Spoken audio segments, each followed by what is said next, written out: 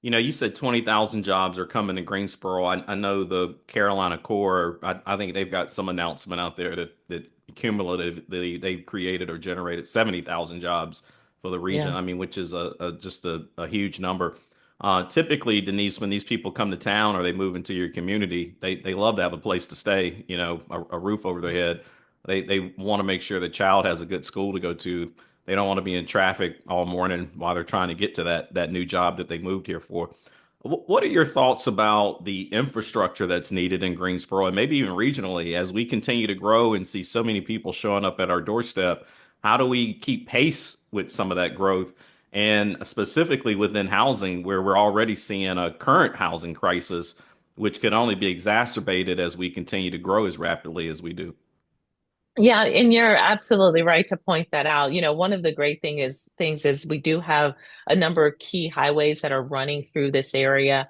We do have this uh, sort of theme of activity that's happening at the regional airport here. So there's a lot of good things in that regard.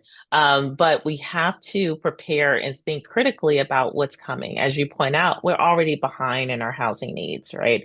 But there's also the moment of thinking about, is this time for us to plan for a commuter rail or something of that nature that connects this region?